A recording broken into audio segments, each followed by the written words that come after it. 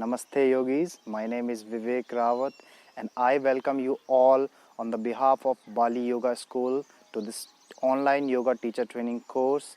I'm your Ashtanga teacher and we are going to be discussing about the alignment and the structure of the postures. I hope you will enjoy this course.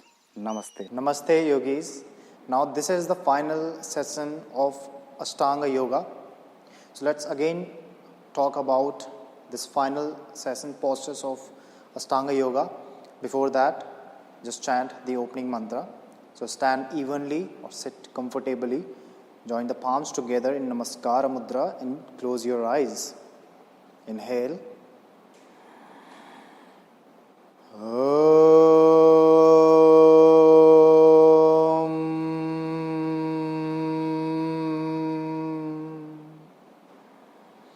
Vande Gurunam Charanaravindeh Sandarsita Swatma Sukha Babodhe Nisreyase Janglika Yamare Samsara Hala Hala Mohashantaye Abahu Purushakaram Sankhchakra Siddharinam Sahasrasir Samsvetam Pranamamim Patanjalim. Start rubbing your palms. Create a nice energy. Generate a positive energy. And slowly take your palms to your face, to your eyes. Very gently release your arms down. Gently open your eyes. Now in this video we are going to talk about Sirsasana, which is called as the king of all the postures, or headstand we call it. So for headstand, make sure that your shoulders, your forearm strength would be there, your core strength would be there. Then you can do headstand quite effectively. In initial practice, you always will have some kind of fear and you may struggle. And for the beginners, if you are teaching, also they can struggle, but with some modification, with the support of the wall, we can get it done. There are some more postures, and then after that, we finish the series of Ashtanga. So this finishing series is same in primary series as well as in secondary series. So we perform the same finishing postures as we perform in one posture, one series, and also the standing postures are same. Now let's start. So after shoulder stand, we are going to follow half vinyasa once again, Chaturanga, upward dog and downward dog. After downward facing dog, you can drop your knees down and then you can place your forearms down. So make sure that your both elbows should be just shoulder width apart. Interlace your fingers, make a pocket for your head. Make sure that your both forearms should not be more than shoulder width apart. And then from here on, adjust the top of the head, the crown of the head on the mat under your palms. And then from here on, you can walk. So you adjusted your head, walk until your legs automatically lift up. Lift your legs up. And you can stay here, hold the posture. Now, if you don't have tight hip flexors, then maybe this walk would be easy for you if you have a good core strength and good, forearm and shoulder strength. Then it is easy. It is going to be a piece of cake for you. But if you have tight hip flexors, if you have fear, if you don't have that much strength on your arms and on your shoulders, but again, if you don't have, then you also will be struggling in other postures of the secondary series, then always my suggestion for you, if in that condition, stick to the primary series. Do not practice the secondary series. So this way you can lift up, otherwise you can just bend your knees one by one and then you can lift your legs up for headstand. It is a very good posture. You can hold this posture for again 20 to 25 to 28 to 30 breath. So only then you can feel the benefits of this posture, and it will always calm you down after the intensive postures, these inversions. So after following like 20 to 25 breath after spending here, One thing I would like to tell you that make sure that you're not dropping your shoulders down. Whenever your shoulders are loose, always you tend to put a lot of weight on your head. Your head should not be bearing more than like 15 to 20% of your body weight. The more body weight is held through your forearm and through your shoulders. And keep your core engaged, keep your front thigh engaged, keep your feet, keep your toes pointed. If you cannot balance here, it will provide you some balance. Otherwise, keep it as you do in Samasthiti, neutral. Okay. Now, after spending 25 to 30 breath here, you need to come into Urdhva Dandasana, upward staff pose. So for that, you need again a very massive, your core strength as well, your flexor strength, and strong legs. You need strong shoulders, strong forearms.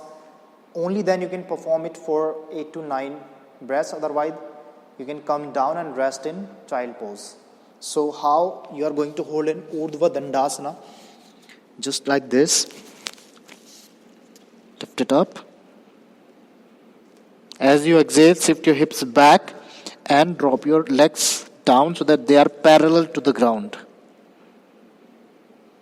Then again, lift your legs up as you inhale and exhale one by one. You can drop your legs down and you can rest in child pose. Fist 1 over 1 and dropping the head down and be there for 5 to 7 breaths. Let your blood circulation be normal first. Then after that, when you feel normal, when you have normalized yourself, then you can follow again half vinyasa. Jump back Chaturanga, upward dog, downward dog.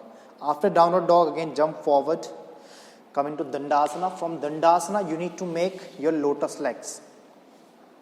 So keep your one foot over the top of your left thigh and other also in your other top of the thigh. So lotus first. Then you can grab your same respective toes with your same hands. But if your shoulders are stiff, or if you cannot make lotus, like if you struggle in lotus, if your hips are not open, if your shoulders are not open, then you can use the strap. Tie the strap around your toe and second end of the strap around your other toe, and you can grab it through your different arms, and then in that way you can pull the toes back and then cross your both arms behind your back, and as you exhale, so this is called Yoga Mudra. Now we are getting into Yoga Mudra. As you exhale, drop your forehead down and you can rest here for 5 breaths again. As you inhale, you can come all the way up and then you can release. Just your arms you can release and you can take the strap out of your toes. Now if you are not comfortable here, you can also be in half lotus or simple cross leg position. Now you need to just be here for 5 to 10 breaths. So we are going to meditate, concentrate here, and we are going to be still in this posture. We can activate chin mudra by joining our tip of the fingers, rest of the fingers straight, keeping our back of the palm on our knees. And we can be here, be silent, keeping your spine straight.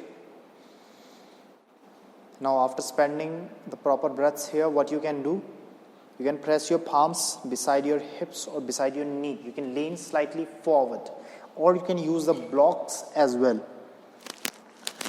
Press the block down.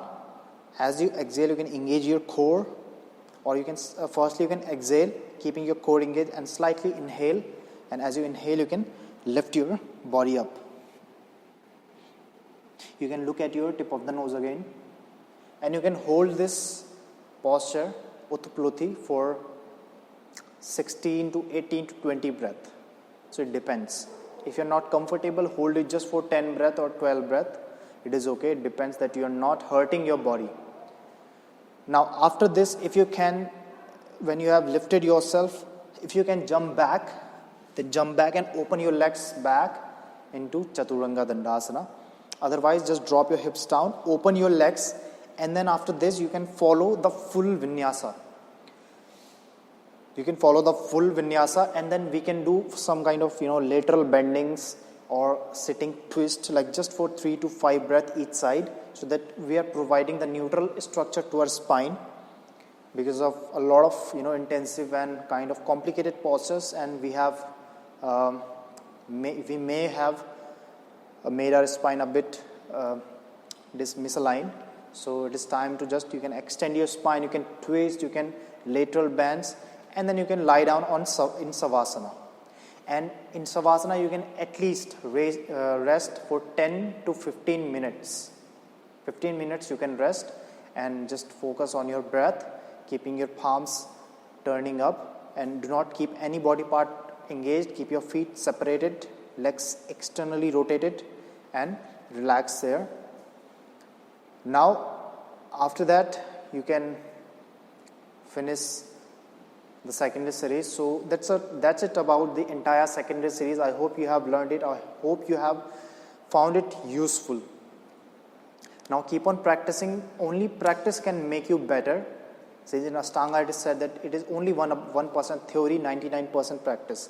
So you have to keep focused towards your practice, and only firstly when you have mastered over the primary series, only move to the secondary series then. Otherwise, just stick to the previous variation of previous series if you are struggling there. Now similarly, if you have mastered this secondary series properly, if you are doing it without any exhaustion, without any kind of pain on your joints, freely, every variations you have tried it, proper jumping back, proper vinyasas, proper breathing, proper drishtis, then you can move towards the advanced series of Ashtanga, advanced A series. And when you move in that way, you feel, like the next series, the next postures are very easy. Otherwise, when you directly jump into advanced, from primary to advanced, lot of injuries can occur, lot of misalignment to your body. So it is not a good idea. So I hope that you have found it quite fruitful. Let's close the session with a chanting of closing mantra and Om. Join your palms. Inhale. Om.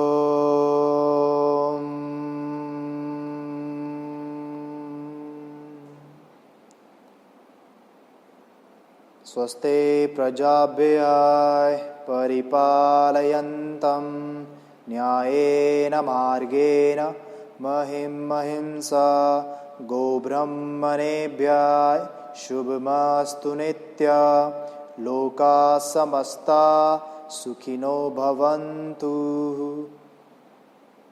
Rub your palms. Take your palms on your eyes. Slowly take your palms down, gently open your eyes. Namaste.